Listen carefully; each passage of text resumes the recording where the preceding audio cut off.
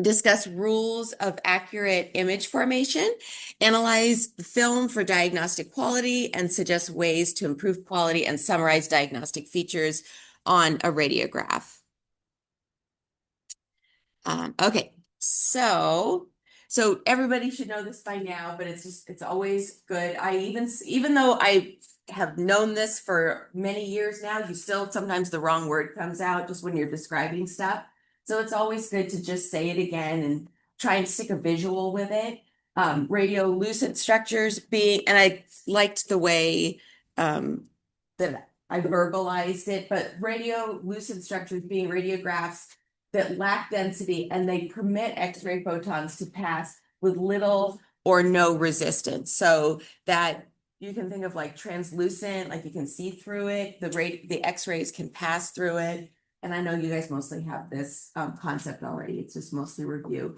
But radiopaque structures are dense and they absorb or they resist the passage of the X-ray beam. And then an example is enamel and everything in between. So sometimes they get a little bit absorbed, sometimes they get all the way absorbed, sometimes they bounce off and keep going. And that's when you get all of those different light and dark and the gray, the shades of gray is what I was trying to say. So, okay, ideal diagnostic quality image provides a great deal of diagnostic information. And the diagnostic information that we want is density. These are all the things that we're going to talk about a lot in this PowerPoint. Density, contrast, the size of the tooth and the size of the image, we really want them to look roughly about the same. If some things are out of whack, you can get a more kind of blurry, enlarged image, or you can get an image that's kind of shrunk. So we really are looking for as close to the same size as possible, and then a nice sharp outline. So those are all the things that help us see really teeny tiny little cavities that are starting just underneath the contact, or some variation, some widening of the PDL, the periodontal ligament space, when it's just starting to widen. That's a really good diagnostic image. You can start to see that the moth-eaten, like starting to lose the sort of the top smooth portion of the bone when it starts to lose, and the lamina dura around that goes around the tooth. When you're just starting to lose all those things,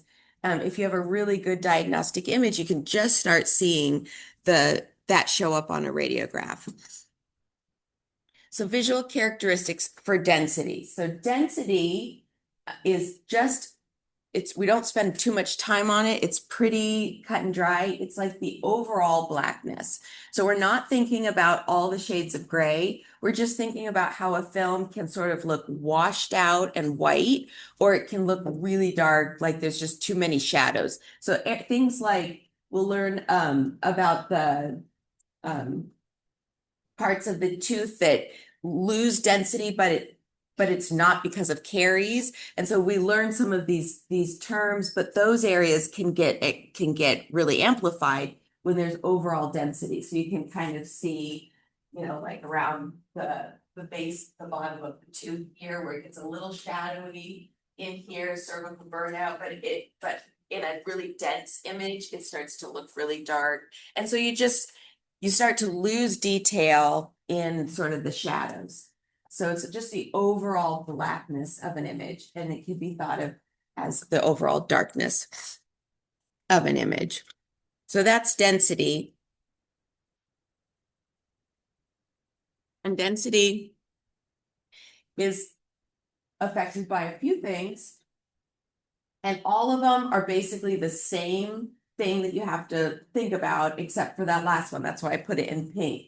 But the milliamperage, if you have a higher milliamperage, generally speaking, your overall density will go up. So your overall darkness of the film will go up. If you have a higher kVp, generally speaking, your density will go up. The overall darkness will go up. If you have exposure time, and some of you have already experienced this, I've even said it to you in lab. I'm like, well, just push the button and make the exposure time go up a little bit. See if it makes the picture darker. Like you're just going to get the more X-ray photons for a longer time. And so you're going to get an overall little bit of a darker film. Depending on like where, the patient, you might need to do that. So the only thing that's opposite here is the subject's thickness. So we're talking about like their face, their bones, their muscles, just the size of the patient. So if they're a bigger patient or there's increased thickness, the density is going to go down. So everything else was up, up, up, up, up, up. But for the thickness, if they're bigger, the density goes down. And it's because there's more mass for the X-ray photons to go through. All the other things are giving you more powerful photons, giving you just more quantity of photons, but the subject thickness is giving you something that gets in the way of the photons, if that makes sense. So if you're afraid, like a patient that have obesity, you will get like a lighter thing, right? Maybe, but I always think of it more of like a thicker jaw. And I think of it more of like bone density really, but muscles too, like if somebody has like maybe they just worked out their masseter muscles from like clenching and grinding and chewing, I don't know, like I have really I clench and grind, so I feel like I made this part of my job bigger through my lifetime. I don't know if that's really true, but it feels like I have. So I just think mostly bone, but I think muscles too.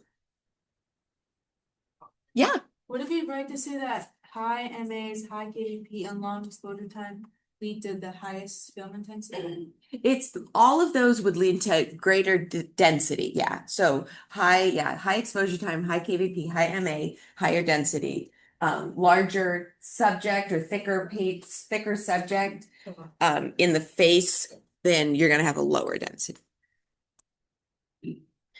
So, and the reason why KVP, so one of the things, I kind of feel like this slide got out of order, but I'm just gonna go with it. So one of the things about KVP is so the kilovolt controls the force of the emerging X-rays. So it's like the power and how fast they move across from the cathode to the anode.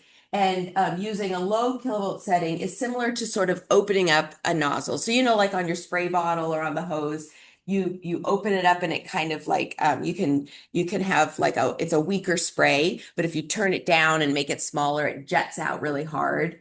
And the same thing with like a squirt bottle. You adjust the nozzle, one opens it up and it comes out kind of weaker. If you close it down, it comes out at more force. So that's just was the example that they're using. The X-rays have less power and do not penetrate as well when the KVP is lower. So we talk about the MA and the KVP and how the effects on the film, and it's important for you to know it for the testing because that's what they want you to be tested on. But it doesn't, like, we don't really change it. There's a sweet spot for KVP, and we know that's like around 70 KVP, and we don't really change it. We can change it a little. We can go down to 60 if we have kids, but for adults, that 70 is kind of like the sweet spot. So we talk about the power increasing and decreasing, but we don't really do much to change it. Okay, so you can see too much density, it conceals information, too little density, it sort of washes it out. And so especially the one that looks darker, you can see that really obscures information, makes the tooth look smaller in some ways because you're just losing the information. So that's really all you have to know about density. So it's just increased power, increased density, overall blackness. So if you work somewhere where you can manipulate MA and KVP, just being aware that if you turn it up, it's going to affect all those things will affect the darkness of the film.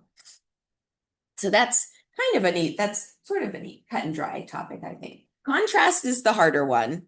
Has a little bit more to it, and we use more words that can get flip-flopped and confusing. So contrast can be a little bit harder, but contrast is all of the different shades of gray that you see on a film. So when you look at a film and you see bright white, it's amalgam, you see black, that's airspace, and then you see, like all the different shades in the bone and how and dentin is a little bit darker than the enamel, all of that stuff. The variation is the contrast. And in this film that's up here, you can see underneath this, where am I? Trying to find my mouse. You can see up here in between these two teeth, how there's a decay starting. See how you can see like a break in the enamel. We have a whole unit where we spend lots of time talking about this, but there's a break in the enamel between the premolar and the first molar, and then there's some diffusion of the darkness going into the dentin. And if you don't have good contrast, and that one's pretty obvious, that's a pretty large cavity. But if it's even smaller than that and it hasn't gone into the dentin, you want to be able to have good contrast so that you can pick that up. So there's two ways we talk about contrast in scales. We talk about a short scale and then we talk about a long scale. And this is easy because you can just see it. One has fewer shades of gray, so that's the short scale, and one has more shades of gray, so that's the long scale. So that's pretty easy. Film contrast, low contrast images may have many shades of gray. So this is where it gets a little confusing. When we talk about the long scale with all the shades of gray, we also refer to it as having low contrast. And does anyone know why we would call it low contrast for this long scale? Or like gradient. Like the steps? Instead of, yeah. Yeah, the steps. Yeah, exactly. You're moving like in little steps. Little steps down the stairs. Think of them like from this shade to the next shade to the next shade to the next shade. It's just like little steps. Whereas in short contrast or the high contrast or the short scale, you're gonna go from black to like mid-tone gray to white. So it's called a high contrast because you're contrasting from one very dark shade to a lighter very quickly. So short scale, high contrast, long scale, low contrast. And I have like 3 more slides that say the exact same thing. Let me just kind of just drill it into your head here. Here, I'll go back here, but there's more. There's more slides that talk about the same exact thing. So we're not quite moving on from this concept yet because KVP has to be thrown in. We have to make it even harder. We got to throw in some KVP. So a short scale with just few shades of gray is called high contrast. And then the long scale with lots of shades of gray is called low contrast. So long scale, low contrast, short scale, high contrast.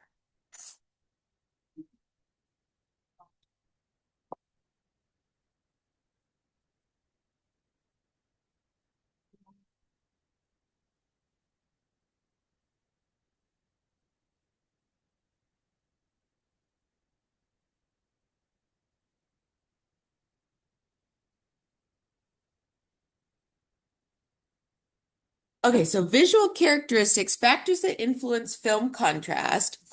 Um, if we have too much scatter, we talked about how scatter can cause like that foggy effect.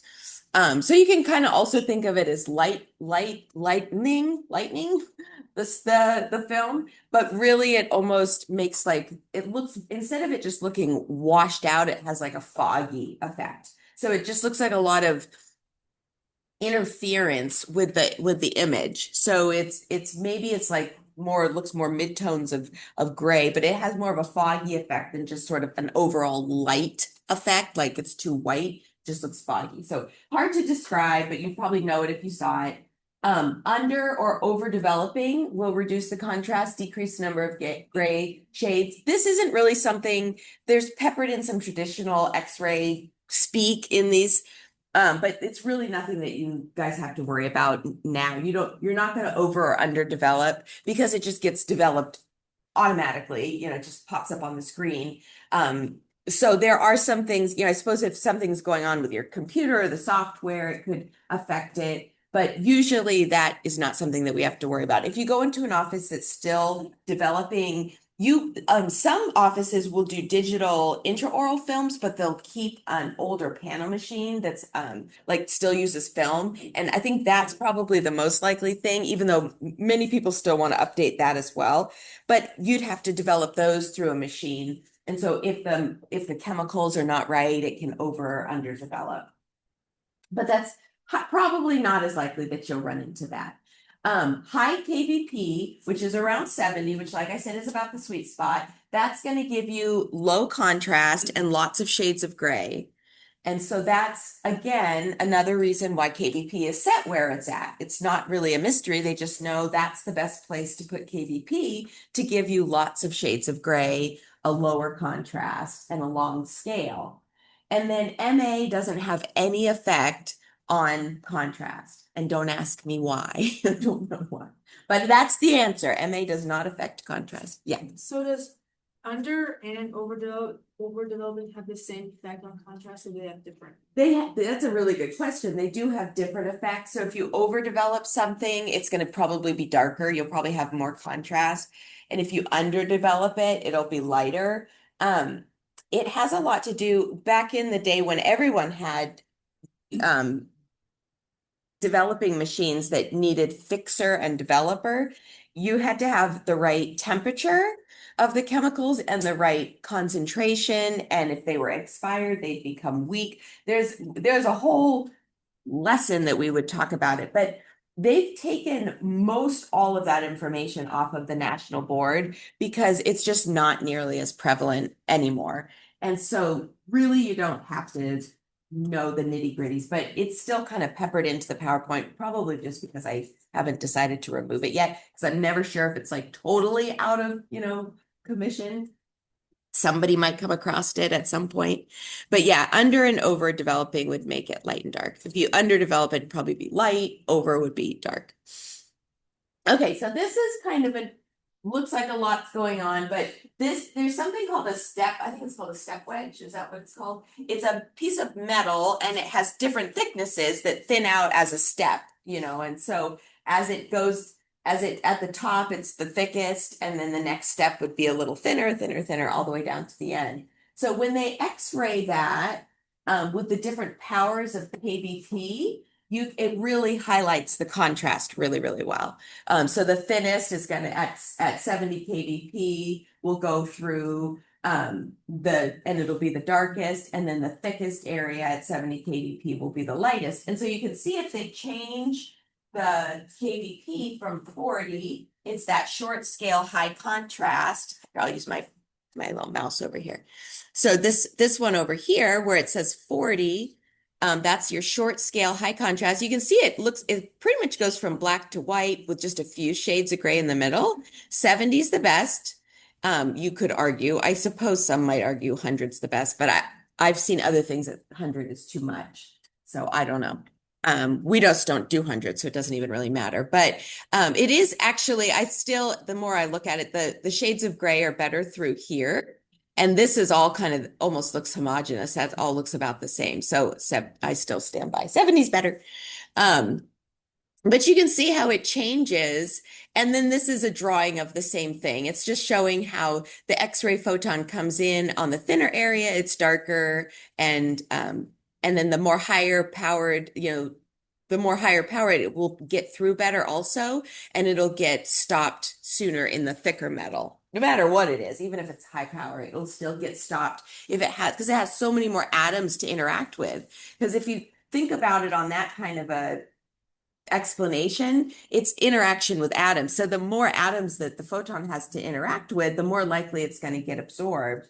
And so in a thicker tooth or, thicker, something like enamel that's more dense, or amalgam, metal has way more density. So there's more stuff to interact with. So that's why it doesn't get to the sensor. So there's just a couple different explanations, couple different examples. These are basically the same. I just this one shows short scale and long scale, and then this does the same thing. So just a lot of different pictures that are trying to kind of emphasize the same point. Okay, so this is sort of the summary of everything. This slide kind of will help you kind of piece it all together. So how to remember the difference between high contrast, low contrast, and short scale and long scale. So high contrast is a short scale, black and white, very few shades of gray, few steps, few shades of gray. And then it's just showing you the example to kind of remind you the KVP. And then low contrast, long scale, many shades of gray, many steps, many shades of gray. And then when the KVP is increased, or it's when it's at the range that we want it to be. But in general, the textbook just says when it's high, but it's not going to probably be higher than 70. But when the KVP is high, that's when we get a long scale, low contrast, lots of shades of gray. So lots of L's, LLL. You can work that into your memorization of the concept. Long scale, low contrast, lots of shades of gray, high KVP. So that's the basic concept, really. And so on the exam, next time we have another exam, it'll ask lots of different questions around this about short scale and long scale and all the words, short scale, long scale, high, low, high KVP, low KVP, difference between density and contrast. Those are all your key things that you're going to want to study for the upcoming exam in a couple weeks. Do you guys have any questions on this? I don't feel like it's a super complicated concept. You just got to get the lows and the highs in the right place. You know what I mean? Like you just got to categorize it. This goes over here, this goes over there, and then memorize it. And it's pretty good. Yeah. And then we're shooting to get in between the low and high. You want the low contrast because you want lots of shades of gray. So that's the goal. That's the best image is when you have a long scale with low contrast. That gives you the best image. So if you don't have all those shades of gray, you just don't have as much ability. It's like painting with like two colors and you can't mix them. Like I know like you could make a amazing picture if all you had was black and white, but you can unlimitedly mix the black and the white in different portions to get all these shades of gray, right? But it's like you can only use black and white, you can't mix them. But then the other painting is like you can mix them. And so then you have all this potential to put in detail and perspective and all of this stuff, which is the same with an X-ray. If you have lots of shades of gray, you're going to see more detail, you're going to pick up all the nuances. But if you don't, then it's going to be a very flat image and a lot of things are going to be hidden. You're just not going to see stuff as much.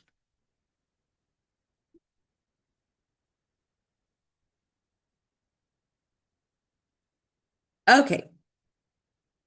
This is like just another visual example. So just about 70 is kind of the sweet spot. But the main point is if you're low, it's not going to be enough contrast. And if you're too high, again, you're going to it's going to be too dark. You're going to end up with lots of, so somewhere in the middle, 70 is the sweet spot. Okay, so just summarizing it, density, MA and KVP both control density. If you increase both, you're going to get more density. When KVP and MA are fixed, the exposure time is the only thing that really changes. So that's true for you guys in our clinic. We have MA fixed, we have KVP basically fixed because we don't change it down to the 60 unless we have a kid. So KVP is basically fixed. And so really the only thing that is going to affect density is if you change the exposure time. And that's what you're doing when you change all the buttons, but you might find that you can raise it if, like we said, if somebody needs a little more exposure, you can raise it to the next one up. You can put it down a little bit if the image comes out too dark. So that's the only thing really that you have much control of. For contrast, KVP is the only thing that controls contrast, and we don't have really a lot of control there. High KVP, low contrast, long scale, shades of gray. Yeah. So just to clarify, so a higher KVP has lower contrast, long scale, and shades of gray. Yep. Uh-huh. You guys are getting it. Okay, that's basically the lie. I can see the next slide, and it has nothing to do with density and contrast. So now we're moving on. So if you have any questions, just ask me later or ask me anytime if you want to go back to it. But that's basically the main point. Okay, so now there's this other thing called penumbra, which is kind of a weird word. And penumbra is in other science disciplines. It's not just in radiology. if you look up penumbra, you don't usually, for first thing you don't usually see is like dental radiographs. You usually see other things. But I thought this was kind of cool because basically for our purposes, the penumbra is a very small kind of fuzzy outline to the tooth is essentially what we're looking at. So whatever the object is, we're just kind of, you can notice like it's not crisp, clean lines. It's like a little fuzzy. And in the Axiom, you can go in my packs, you can go in and you can press edge enhance and you can sharpen up those edges, which makes a huge difference. And I don't know if all of you have been shown that. I've shown quite a few of you, but sometimes with all those little buttons, we forget which one does which, but it sharpens it up, which is really nice. The doctors don't like us to save the images sharpened. Okay, honestly, it's gone back and forth. Like sometimes they want us to, and then they don't. And every year I'm like, are we saving it sharp or are we not? So I don't know. I haven't heard this year, but they had us save it to a certain number for a while, and then that they didn't like it because you can build on the sharpness and then it distorts the image. So there's all kinds of things if you save it. You have, so I usually say don't save it with any kind of features added and let the doctor mess with the lightness, the darkness, the sharpness. But for you guys, if you're critiquing it, you can edge enhance it and then we'll just undo it and we won't save it.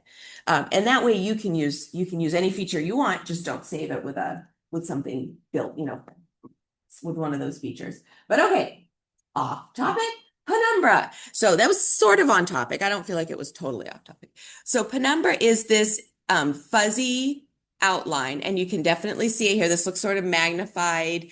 The lamina dura, all the detail of the bone is all sort of just blurred out. I feel like this is also demonstrating magnification too, but this just sort of maybe a more extreme example of penumbra. But that's why I pulled up this image that doesn't really have anything to do with dental radiographs, but this is a penumbra. So basically, there's a shadow that's cast, by the earth that goes specifically back. But because of different, geometry and physics and whatever else, the shadow also bounces off of the earth and then goes back out again. And I'm sure somebody would explain it like in a way better way. And I'm not going to test you specifically on why the penumbra occurs.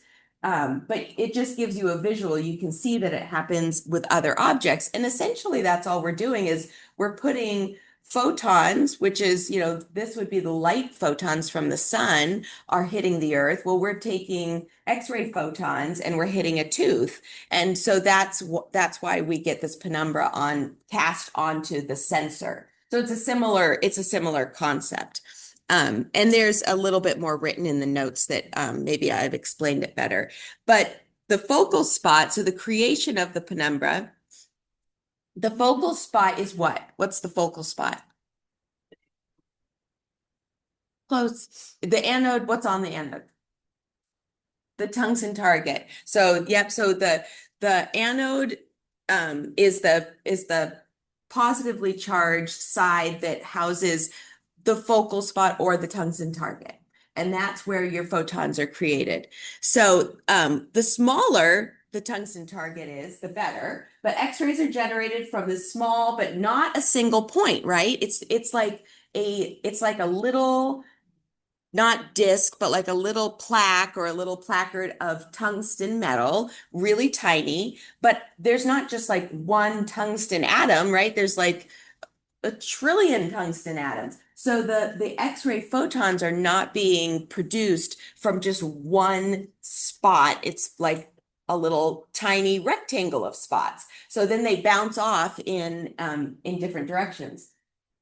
So the ray diverges. We've talked about that before, just like a flashlight, because the focal spot has a size. X-rays are emitted from different locations within it, creating a divergent ray.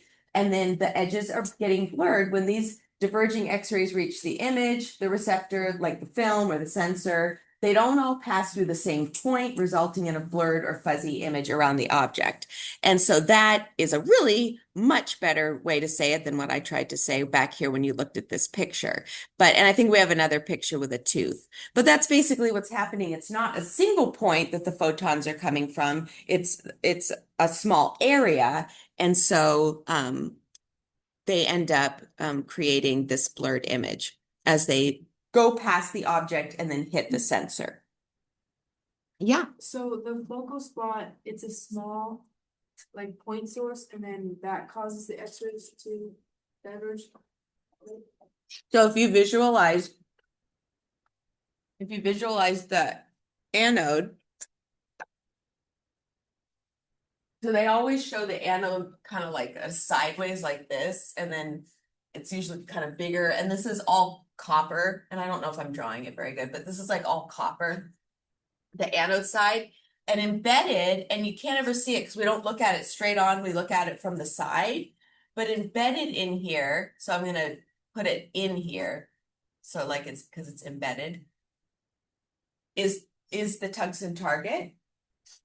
So it's not one pinpoint or like one atom of tungsten metal, it's like a little rectangle of it. So when the electrons come over and hit that, you know, they hit all the atoms through the density of it, the width of it, and the length of it. So it's like trillions of atoms. So it's trillions of places on this tiny little, it's probably only like millimeters big, really, or maybe a centimeter. I don't know. I can't remember exactly the size of it, but it's not big.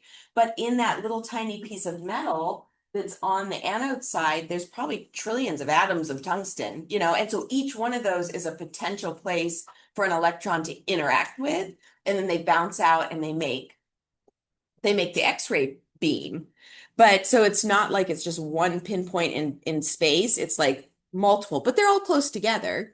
So it generates a beam, but it helps you understand why there would be this kind of blurry edge, because as it goes out, it's started from slightly different places. So it hasn't started from like one single spot. Kind of a weird concept. Probably too much to have to handle this early in the morning. Yeah.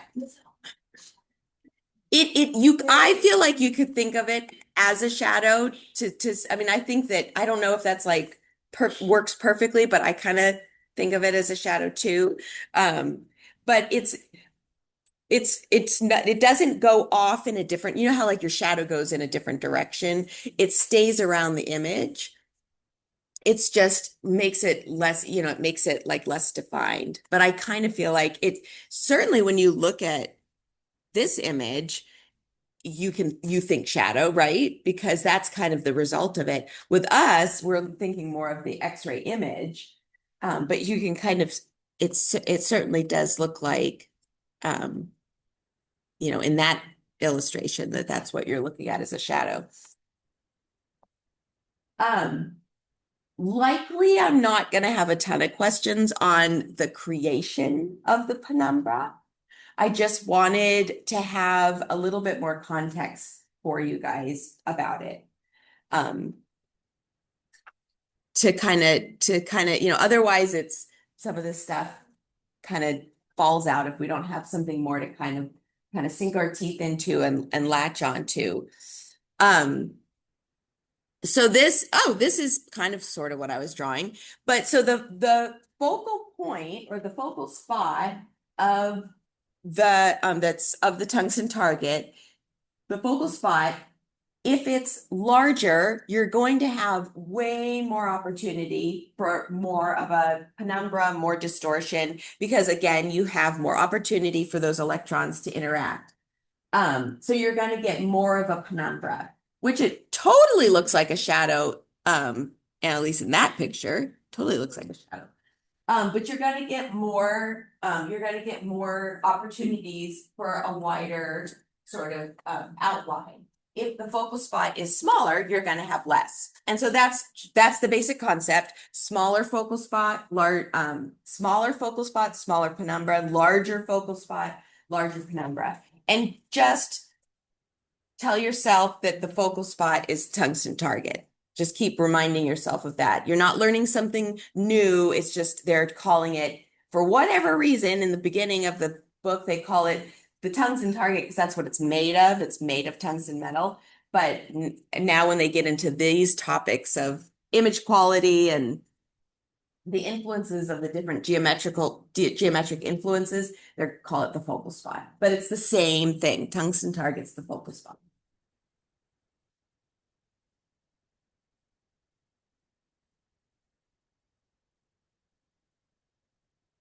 Okay. So some other, let's see, are we moving on or are we talking about other ones? There's just a couple other things. So um, these are all sort of put into the basket of geometric characteristics. So all of the different things where if you have a larger focal spot or a smaller focal spot, larger different distance or shorter distance, um, all these different things that we'll talk about in the next couple slides, these are all sort of categorized as geometric characteristics. So we just want to try and get as it's just like when we're taking the film and we want the tooth and the film to be parallel and then we want the primary beam to come in perpendicular. That's ideal. It doesn't always happen. Sometimes we get distortion, but that's the ideal. So this is basically what this is saying is all of these little things are ideal, but they don't always happen perfectly. So sharpness, reproducing distinct outlines of an object. If the focal spot or the tungsten target is smaller, we're going to get more sharpness. That totally just goes along with the penumbra. So the larger the focal spot is, the less sharp it's going to be, decreased sharpness. And then this is pretty obvious, but if your patient moves or if the sensor moves or if the film moves, you're going to get decreased sharpness. And if the patient stays perfectly still and everything stays perfectly still, that you're going to have a sharper image. So even if the patient just like swallows while you push the button, there's going to be like a little tiny bit of movement and you might get a slightly blurrier picture. Now it still might be it still might be diagnostic, but that's just, something that can happen. Magnification, equal enlargement of the radiographic image. So increased source receptor distance. So I hate I don't know why they use so many different words. And every time I go through this PowerPoint, I'm like, I'm changing all the words to the same thing. What do you think source is? What do you think they're referring to when they say source? The focal spot, the tungsten target. But now they say the source. I have no idea. I don't understand. These people need to get the same words. I'm going to fix it. Next year, the next juniors will get the same word. But you just get to learn all kinds of new words. The source is where the photons are being generated. That happens at the tungsten target. It's also called the focal spot. My gosh. If you guys are confused, I don't blame you. Okay. So increased source receptor distance. So the receptor is also just another way of saying your sensor or your film. If it was an old, if it was like an old tiny thing, it would be your film. But so the source of your X-rays and your sensor, the farther the distance, the decreased magnification. The closer they are, the closer your source or your focal spot and the receptor, the increased magnification. So that basically just says the difference between a short and a long PID. And there's an image that will help us see this. Yeah. When you talk about magnification, it's like when you're talking about the distance between the source. The larger the source of the receptor distance, the less magnification. It's like when you have like those X-rays that look at large or short, like when it's foreshortening or enlargement, or now am I like completely off? That is more of the angles. That's more of the vertical angulation. Next week in lab, and I should really do it in class. It would help so much if I just did it in class probably, but it's always been in lab. But we'll do like little hands-on experiments with a flashlight or your phone on your cell phone flashlight, and you move the object close and far away, and you can see, and you could do this just with your hand. Like if you put a light, like you do hand puppets on the wall, if you get closer to the flashlight or farther away, just when you get home this evening, do a hand puppet. Have someone hold your cell phone flashlight and then look at the shadow on the wall. And when you move the different things, when you move the light closer and farther away, or you move your hand closer and farther away, you get either a really sharp outline of your hand or it gets enlarged and blurry. It's literally like the same concept with this. You just have to remember the specifics of it. So when the source is farther away from the receptor, it's gonna actually give a better image, a decreased magnification, which is hard to see unless you could like actually like kind of physically, play with something, but you just need more distance between the source and the receptor or the sensor is going to give decreased magnification. The closer they are, it's going to increase the magnification. But now the object and the receptor, this is a different set of things. The object is the tooth. It's whatever we're looking at, whatever we're trying to radiograph. And the closer that the object and the receptor are, the better the image is going to be. So increased, I basically started the opposite, but increased object receptor distance. So the farther apart they are, the more magnification. The closer they are, the less magnification. So when we take a picture, we always say, oh, put the sensor as close to the tooth as you possibly can. Can anybody think of a reason why that would be difficult to get the sensor and the tooth together? Anatomy. Yeah, so just like their palate, like the shape of their palate, where's the most space in the mouth? The roof of the mouth, the midline. And the midline's not as close to the tooth, right? But sometimes there's just no way of getting around it. Like the closest you can get to the tooth, and that's another reason. Have any of you noticed in all these x-rays that we look at how clear and crisp the mandibular molars are and how well outlined you can see those two roots? Well, you can slide the sensor down into the vest or into the floor of the mouth, and you can have it be really parallel and really close to the tooth. If they don't have tori, you can get really close to the mandibular molars, and then you end up seeing those nice, crisp two roots. But on the maxilla, everything's a little bit wonky, and sometimes you have to go more into the midline, and there's a third root that gets distorted, and so you just don't see things as crisp and clear. So that's kind of like a practical, like real life situation where this object receptor distance, you can see it in like real life. So the closer the tooth and the sensor are, the less magnification, the farther apart they are, the more magnification. And you can rewrite this, like it is good. I think you should know the source is this. This is what the source is. This is what the object is. This is what the receptor is. But it's kind of like official words and then like our layman's terms. So like the film and, the tooth and instead of object receptor. So I think you need to know these because on the national board, they're not necessarily going to say the tooth. They're going to say the object. So I'm trying to like speak real with you guys, but also get you have to know the terms. Yeah. So the object is tooth, the source is the tungsten. Uh-huh. And then what was the last thing? The receptor is the sensor.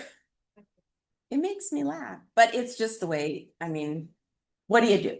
You got to learn the words. It's like medical terminology. Did anyone take medical terminology? It's like a whole nother language. And then how often do we actually we do use it, but not that often? So, just like, do you want an X-ray with more magnification or less magnification? Less magnification. Yeah. Magnification. If you think of it, it'll just kind of blow it up and make it blurry. And you want to keep the representation of the tooth or the object really true to what's in the mouth. So you don't want a magnified tooth. You want a true sized tooth to what's in the mouth. Yeah. Okay, so here's just another picture that is sort of showing these different concepts. So when the x-rays come off of the tungsten target or the source, they diverge, and when they hit the corners of the object, they're still going to go in a straight line. So you can see that the actual size of the object is one thing, and then that casted shadow, we could call it a casted shadow, but that penumbra is gonna kind of add like this sort of fuzzy outline around it. That's gonna add a little bit of a distortion, and that's you can't really get away from that 100%. It's just part of the physics of it. So actual size of the object and then magnified radiographic image. So you get a little bit of magnification. Okay, so this falls in line with the parallel technique and the way that the film and the tooth relate to each other, and the beam coming in. So that paralleling technique, that bisecting the technique. So image shape distortion, variations in the true size and shape of the image being radiographed. So the object or the tooth and the receptor, if they're parallel, you're going to have less distortion. If you put your film, and we already learned that with the paralleling technique, if you put the film and the tooth in the same plane, they're parallel, you'll have less distortion. If they are not parallel, you'll have more distortion. If the beam is perpendicular to the object and the receptor, you're going to have less distortion. If the beam and the is not perpendicular to the object, you're going to have more distortion. So when you have a film that you have like a lot of elongation or foreshortening, which so far we haven't looked a lot of that. We've done bite wings. We've just now started our anterior PAs. You've looked at some FMXs, but there hasn't been a lot of distortion. So you guys haven't had to look at a lot of elongation and foreshortening yet. But that's usually what comes of it. If the beam is not perpendicular, you're going to get some elongation or foreshortening. And that's the kind of distortion that it'll get. So this slide is kind of harkening back to this source receptor, tooth receptor, but here they call it a film, but in the picture. But this is showing here, this is showing the source would be over here or here at the beginning of the triangle. And then this is basically showing you the difference in length of a PID. So if you have, and this was, if we went back to this slide where it says, wait, where was it? This one, the source receptor distance. This is an image that's basically showing it. So when we have our source over here, the tip of the triangle, and the receptor, which is the film, when the distance is longer, you're going to have less magnification. That's this pink one. And then when the source, so now the tip of the blue triangle and the receptor is shorter, you're going to have more magnification. So magnified image resulting from a shorter PID. So that's just basically showing you a picture of what was stated a couple slides previously. So that's the distance between your tungsten target and your receptor. So the farther away those are, it actually gives a less distorted, less magnified image. Farther away, the better. The shorter PIDs are not as good. Now, you're going to go into an office that has a short PID and or we even have them in our clinic, actually, they're kind of short, and you're going to be like, oh my gosh, it's going to make a bad image. It's not like they sell them because you can still use them. You know what I mean? But if you want a better image, and actually the other thing is they compensate. This is the other thing that doesn't always make sense until you know the inner workings of making these machines, but they compensate the distance. So just because your PID is shorter, the tungsten target is recessed. So there's still a long distance for it to come out, but still traveling down a longer PID is still optimal. But not everybody has them. Okay, so, and then this one here is showing the closeness of the tooth to the film. So the closer that the tooth is to the film, that kind of pink tooth, the more true the image is going to reflect the true size of the tooth. And then the farther away the tooth is from the film, the more magnification. So that's what you're seeing in this one over here. So the kind of pinky, or I guess that's orange, the orange tooth, and then the black and white tooth. So some images to kind of explain the distance concepts. Yes. So want a longer distance, but you want a shorter. Uh-huh. So You want a longer and a shorter. You want a longer distance between the source and the receptor. You want a long, ideally, for an ideal image, you have a longer distance between the source and the receptor, and you have a shorter distance between the object and the receptor. That will give you your best image. The longer distance between the tungsten target and the sensor, Yep. shorter distance between the sensor and the beam. Yes. Yeah. Yes. Okay. You guys are getting this very confusing lecture. You guys are getting it. Yeah, that's your takeaway points is if you know one, if you memorize one, you automatically will know the opposite, right? So if you just memorize half of it and you know you're right with that half, then the other half just makes sense, right? Because it's just the opposite. Okay, now the alignment is the elongation and foreshortening. And we have talked about this in other classes a little bit. Basically, in the image, you can see that if the tooth is parallel with the film and the beam is perpendicular, it's gonna imprint like the same size. And this was, I think, week 3, we talked about this initially, but it imprints the same size onto the sensor with very little distortion. If we have the angulation off and we haven't bisected the angle perfectly, or we've just had to put the x-ray in somebody's mouth and it's tilted and we just can't compensate any better for it because the patient's anatomy is just difficult to work around, then the x-ray beam, when it comes in at a sharp angle, is going to foreshorten that film. So you can see the length of the image is actually physically shorter than the length of the tooth in the mouth. And so it's coming in at a sharp angle and it's sort of like almost cutting it off. And I said this, I think, week 3, but I'll say it again. But just think about the sunrise in the morning, like when the sun is low in the sky and there's a tree, that shadow is casted very long. And then as the sun rises, the shadow gets shorter and shorter. And when the sun is right above you, there's like you've foreshortened the shadow. And then as the sun sets again, your shadow elongates. So it's the same exact thing. It's the same principle with elongation and foreshortening. When you're very steep, if you have a patient with long roots, which happens, and you got to get those roots on the x-ray, you want to steepen your angulation, your vertical angulation, and purposefully foreshorten. So you want to steepen it.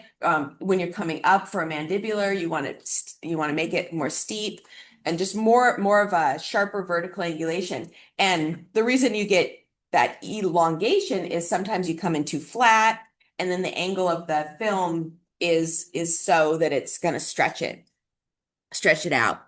So the alignment is, a lot of times we get some distortion and there's just nothing we can do about it and it's not the end of the world. But if it's really distorted and it's making it so the bone looks weird or something like that, you do want to try and see if you can improve the image a little bit. But just because there's vertical angulation doesn't mean that you're going to retake the film. If it's really bad and it went off the film or something, you probably have to redo it. Or like I said, if it makes the bone look so distorted, you're like, I can't even really use this. But most of the time, it's just it's sort of something we accept. We're like, okay, I see it. There's vertical angulation, there's foreshortening, but there's another image here that looks a little better. I can use that. And so we don't always have to retake them. I feel like I definitely need to give you guys a break.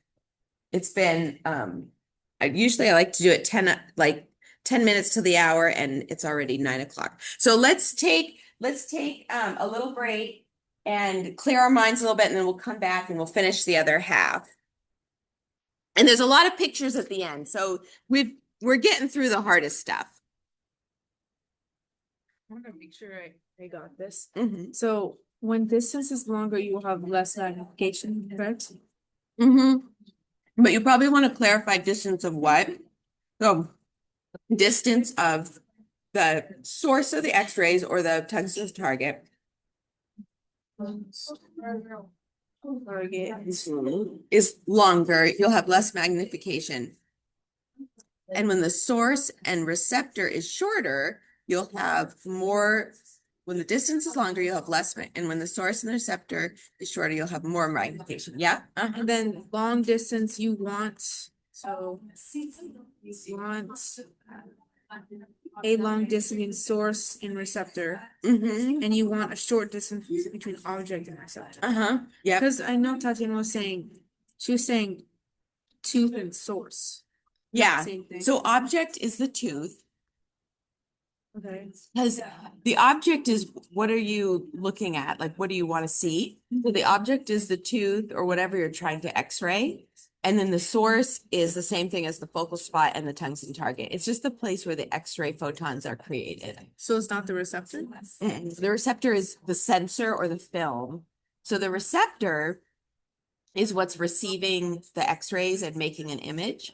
So the receptor, we call it a sensor. And then there's the old school film, they used to call it just a film. Yeah. But so the receptor is on the inside the mouth, that's the sensor. And then outside the mouth is the tungsten target, the source or the focal spot. All the same thing, all where the x-rays are generated. So receptor is the source. Yes? No, the Oh. receptor is your sensor. Sensor, okay. Mhm. So I am right with short distance object tooth and sensor. Yes. Mhm. Sensor. Mhm. Okay, now I got it. Thank Yeah, you. I know, there's too many words. I'm gonna thin that out next year.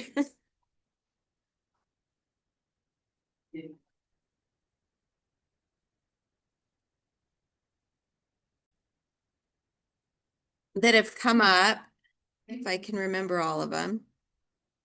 Okay, so the elongation and the foreshortening, we kind of understand the concept. Basically, I always think back to the shadow, and I feel like that helps. But really, it's just one of those things where you want to recognize it when you see it, and then you want to actually know how to produce it, because sometimes, like I said, you produce it on purpose. So sometimes if somebody has really long roots and they're just the top of their root, like you have the incisal edge or the occlusal edge down at the bottom of the sensor, and the apex of their root goes all the way to the top of the sensor, and you don't have that 2 millimeters of bone around the apex. You kind of want to foreshorten their roots because you want to kind of smush their teeth onto the sensor. And I feel like that truly that doesn't happen all the time, but some people do have really, really long roots. But sometimes it's more like just the way you can put the sensor in their mouth, the apex ends up going too close to the edge of the film. So sometimes it's because they have long roots, and sometimes it's something else about their anatomy, but knowing how to foreshorten can be helpful. So these are two really pretty extreme images. If you just look at this, you just can kind of tell it looks stretched out, this first one of 8 and 9. It's not going to be like, it's going to be one of those things where you're going to question it all the time. You're just going to say, I thought maybe there was vertical, so I marked it. And that's fine. I don't grade hard on it with critiquing, because I realize that it's a concept that you're like, is this it? And I'll be like, well, maybe a little, and that's like not helpful. So I get that that's a hard thing to learn, and it's just will come with the more you see films and the more you see a good clear film, and then when you see a stretched out film that looks like, the teeth are just like looks like they got pulled like taffy or something, then you're like, okay, I can recognize that looks distorted. The really easy one is foreshortening, and there's a few clues on foreshortening. So this is you guys all remember from our mounting PowerPoint how I've pointed out the line of the floor of the sinus. Another thing that we see that's usually superimposed over the floor of the sinus is the zygomatic process, and that's just the thicker, whiter. So when you see those things like dropped down onto the maxillary molars, and then of course you can see the molars themselves look smushed, right? It just looks like someone smushed them. But when you see this anatomy and it's distorted as well, those are clues. The other thing is the spread between the buccal cusps and the lingual cusps are like quite large. So this whole line of lighter, this row of lighter image is the lingual cusps. And the row that is touching the edge of the sensor, that's your buccal cusps. And normally we want the buccal and the lingual cusp to be right in front of each other, like two people in a row. We don't want one to look a lot shorter and the other person to stand up tall. We want them to just be like right, they just disappear behind each other in a row. That's ideal. It does not happen that way all the time. Usually there's some spread between the cusps, but when you see this really large spread, it's an indicator that quite possibly there's a fair amount of distortion in the image. So it's just another clue you can use when you're looking at. Now you might see an image and there's a little bit of spread between the buccal and lingual cusp, and you're like, oh, elongation, foreshortening, whatever. And it could be true, or it could be just the way their teeth are in the patient's mouth. So there's more than one reason why things happen the way they do in radiology. It's not like and you just have to take all those considerations into your mind. But these are some good clues. If you see squash looking roots, you see the anatomy has like been pulled down, and then you see separation. Those things kind of let you know that I have to plug in my computer. Those things let you know that that there's some distortion there. So those are just some clues. And the best thing to do, honestly, is, you can see some images in your textbook. I have some images, in the PowerPoints, but also like just let's hope I don't trip on this cord.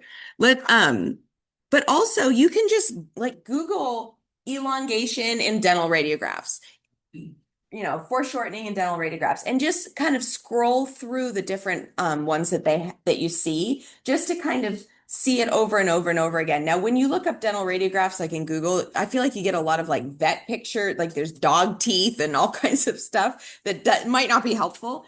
But there's probably a handful. But we also put some. I have them throughout the PowerPoints as well.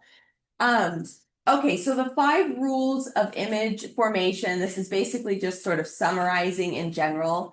X-rays should originate from a small focal spot. So the tungsten target is a small focal spot. And it's usually it's only 0.5 to 1.5 millimeters. You guys know what a millimeter is now because you're using your probes. That's super tiny. I said centimeter because I was like, I couldn't remember if it was a millimeter or a centimeter. It's tiny. So 0.5 to 1.2 millimeters is incredibly small. So they should originate from a small focal spot. The distance between the focal spot, which is the source, and the object, which is the tooth, being examined should be as long as practical. The film should be as close as possible to the object being radiographed. The long axis of the object should be parallel to the film, and then you want that central ray or that primary beam to be perpendicular. So those are just all of the parameters that when all of those things are just so, you get a great shot. Do they all happen all the time? No, not usually. Something is usually not quite perfect, but it's good enough that we get good images, But if something is way off, if your placement is crazy, you're going to see more distortion. So they do still matter. Summary of diagnostic features viewed on film. Image should not be too light or too dark. That's your overall density. The 5 basic tissues should be seen. And so that's referring to like enamel, dentin, bone, periodontal ligaments, gingiva. So that's basic. So that's contrast. The periodontal space, the lamina dura, the bone trabecula should all be seen. That's going to relate to sharpness. So again, that's just all of those little details. That webbed look of the bone, that's the trabeculation. We haven't really gone into the detail of the lamina dura, but you guys might have a clue of what that is. It's like you get the periodontal ligament, it's like this dark space. And then if you look right next to it, it's like kind of like this denser bone. That's the lamina dura. And then you have the regular bone. So we can point it out like actually. right here. So this is distorted, but see how it's denser bone right after the periodontal ligament? That's not a great image, but that's this is better. See how it's a nice density right up against the periodontal ligament? That's the lamina dura. And it usually comes up and over the crest. And we talk more about that when we go into the perio discussion. So the buccal and lingual cusp tips are superimposed. So that's what I was saying again. You want your buccal and your lingual cusp to be superimposed. That means that one is like standing right behind the other. So they kind of melt into each other. You don't want one standing up higher and one shorter, although that does happen. But the more with a bite wing, doesn't that happen really good with a bite wing? They're like really superimposed. That's why we like our bite wings to help us evaluate bone, because it's just a really low distortion film. A bite wing is one of the best films for eliminating all that distortion. All needed structures for an accurate diagnosis can be seen, that's coverage. So those are the main: density, contrast, sharpness, distortion, and coverage. Just seeing, the teeth that you want to see, where you've placed the sensor in the mouth. So those are your main points. So the last thing, these are just pictures. There's nothing really to, well, they're not pictures yet, but mostly in a couple slides, they're mostly just pictures, just looking at different things that can kind of go on. So for this, we want to recognize some technique errors just by looking at the film. We've already done a whole bunch of analyzing FMX for errors and retakes, but that never stops, because the hardest part is deciding if you need a retake. Once you guys get it, you'll get it really good, but you don't want to go into, especially senior year. Junior year, you're still figuring it out. It's very different taking x-rays on a human than Dexter. So we're learning foundations in this class, and then it's all, you have to rely on the faculty that's in clinic with you to help you get good pictures. But you want to bring all your best knowledge and your best effort and be really precise to try and get the best pictures on the humans that you're going to be working on. But it's different. It's harder for sure. So we're going to continue to analyze for errors and necessary retakes. And then you want to just kind of try and look at things, like look at the films when we're in lab, look for that penumbra, magnification, distortion. And we're going to do a shadow casting activity in lab next week. So we'll do that activity so that you can see it. How the shadow changes if you get close or farther away from the source of light. We've talked about placement errors, horizontal angulation errors, vertical angulation errors. To be honest, you're not going to have a ton. There's definitely going to be some. A lot of times they're really obvious when vertical angulation errors are on the mandible. They're more obvious. But you'll see them on the maxillary probably more often, just because you're dealing with the palate and the curvature of the palate. And then we've talked a lot about beam centering errors. So just recognizing these, being really comfortable, understanding why you have the error if you placed it in the wrong spot, and knowing how to correct it. That's the main goal of all that. So this is just an example of movement. There's just the overall kind of looks like they took the picture in while the person, maybe swallowed or moved their head a little bit. It just has an overall blurriness.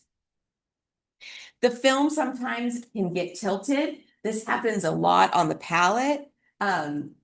Basically, I heard Professor Brandt say this to some of you yesterday when you were placing films, and try to keep this in your head. When you put the XEP in the patient's mouth, seat the XEP before you have them close. So you don't want to just put the bite block in their mouth and have it float in between their arches and then say close. You want to seat it where you want it. And you will have less of this happen if you seat the film where you want it. And the other thing too is patients the minute they feel it touching their tissue, they're going to be like, I can't bite. And you'll notice that when you do it on each other, when you guys do peer placement, that you're like, oh, and you might even remember, because you've all had x-rays before, but the minute you feel it, you're just like, it hurts. And it does. It kind of pokes. It's kind of a bugger, but it's just what it is, and everyone goes through it. We can all do it. But yes, seat the bite block portion on the occlusal surface and then tell your patient to bite. Density errors. So this is just a really good example of a very washed out film or a film that's really dark. So it's just, if it's washed out, everything just looks way too light. You probably couldn't diagnose decay if you wanted to. Here, it's just very shadowy. You lose there's bone down here. Like there's more mandible down there, but you just can't see it. It's just all in the shadows. So those are just two examples of density. Artifacts, all kinds of funny things. So some of you have taken pictures with the cord that it dropped down and fell in front of the sensor. Happens to, not something that hasn't happened to everybody at one time or another. You just have to, it just makes you be aware of the things that might get in the way. So if somebody has a nose ring or a piercing or any kind of oral piercing, what do you guys think this is? What is it? A little note. No, No, this one over here. Sorry. I said this and then then you couldn't see what I was pointing to. This one down here. What do you think that is? The letter. Yes, the lead apron. So we don't use the lead apron. I went through and I did some more like research on some of what ADA actually says, and I added that to the PowerPoint. Not that you guys are going to be tested on it, but for your comfort level. So if you go back to the slide where there's the lead apron, I added some more things that I pulled from ADA. And there's currently right now in legislation, there is, because someone asked me about pregnant women. And so they still currently say pregnant women and children need a thyroid collar, but it's actually in legislation right now. And I reached out to the legislator and they said that it would probably be like a couple more. I can't remember if he said 6 weeks or 6 months, but I feel like he said before the end of the year, where the legislation that nobody has to wear anything in the state of Oregon, not even kids. And that would be new. That would be brand new this year. So there is still some like updating of the lead apron. Sorry, squirrel. But it came to my head when we said lead apron, so I had to tell you. So that's the artifacts. And artifacts could be all kinds of different things. Somebody could have had a surgery. Someone could have had a wired jaw. Someone could have a amalgam tattoo that just kind of looks like amalgam sort of sprayed into the bone, and really it's just in the gingiva. I mean, there's all kinds of funky things that you can see. And so then you just gotta kind of critically think your way through what you're looking at. This is what we saw a couple times already in lab. The cord just falls in front of the sensor. And so with Dexter, it's hard. You get it in there and you think everything looks good and the cord got bent down in front of the sensor. And that can happen with patients too. So just try and manipulate the cord off to the side before you commit.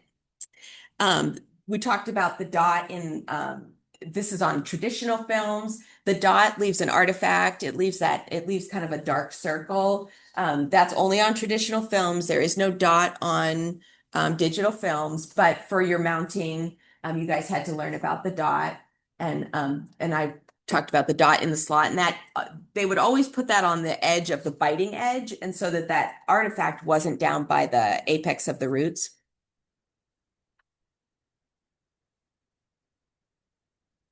And okay, and then other funky things that can happen. The sensor could be backwards. You could forget to align it says PID, should say PID. The PID with the ring, your ring could be upside down. And so when you put the PID up to the ring, now you're X-raying below the sensor or above the sensor instead of on the sensor. Forgetting to turn the machine on, that Professor Ahmet said that has happened a couple times when seniors are taking panos, because you don't take a ton of panos, and sometimes it's a while between the time when we learn pano and when you take it, and so they're like, it's not working, but it's like it's not on, and so things like that. We get stressed out and stuff happens, and it's fine. But the backwards film or the ring in the wrong spot is probably one of the most common. And then what do you guys think that is? I think. Yes, a denture. So if you have partials, if your patient has partials or they have a denture, remove them. Although I will say sometimes if you know what you know that they're there and it wasn't an accident, you might have to use their partial or denture to help hold the XCP. So sometimes you might have pictures with a denture or partial, but partials oftentimes have these metal hooks that will totally obscure the teeth. So that's not as likely. But if they have a whole band of missing molars or something, and they have something on the maxilla that's like a denture or partial, you might keep it in there just to help support, just so you can get an image of their bone. It just depends, but usually we take those things out of the patient's mouth. Okay, so that's all for the PowerPoint, but I do want to just pull up Moodle really quickly. I don't know if it was actually, well, maybe, let me see.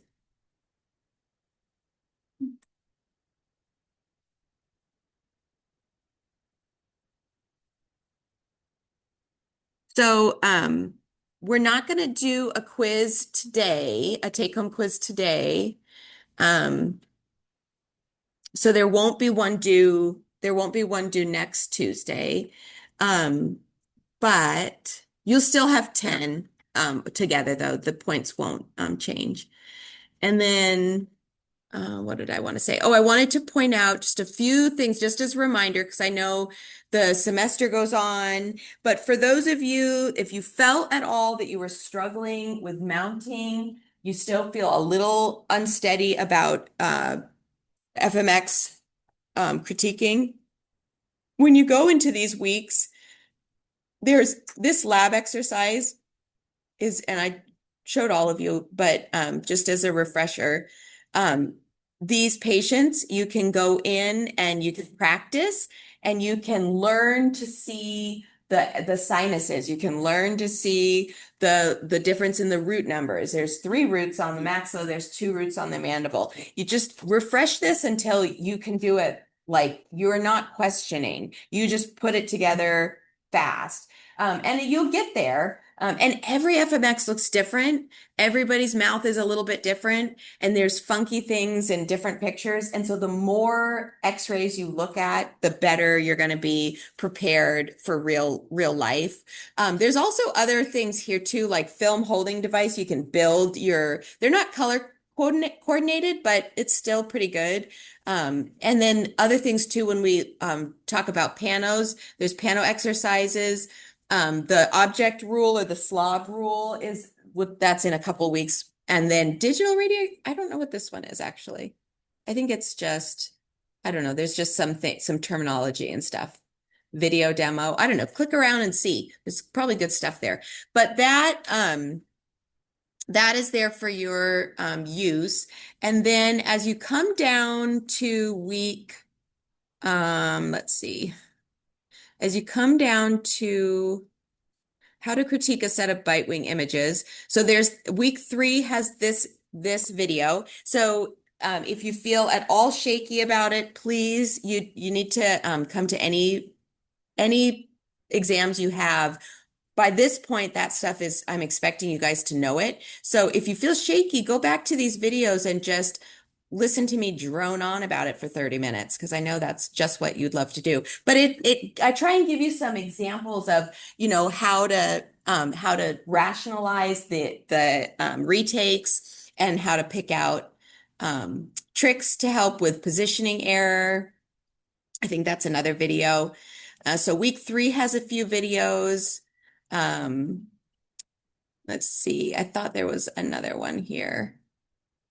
Determining retakes. So week 5 has one, determining retakes. That should be. If you guys can't see those, let me know. Yeah, determining retakes. Yeah, so that's another one. I drew all over an FMX. So much fun. I like doing those. And then so I think that might be it for now. But use those if you do not feel 100% confident. And you guys have been doing really well. I'm very happy with your progress, but if you're shaky at all on all of it, go back, do yourself a favor and know it, because this is not information that you'll drop. if the cathode is positive or negative, you'll drop that. But this is not information that you'll drop from your mind. You're going to use this all the time. If you want to be a good hygienist taking good x-rays, this is what you need to know is how do I get a good x-ray? How do I place it better? What went wrong? Which films do I have to retake? So use these resources and take the time to learn it really well. And that is, you guys get to be done early. Aren't you excited? What do you get? 10 minutes? Go get coffee. Give yourself a treat or something. I'm going to go get coffee because I have not had coffee yet this morning, believe it or not. This is me uncaffeinated. This is what I look like, uncaffeinated. But go get some.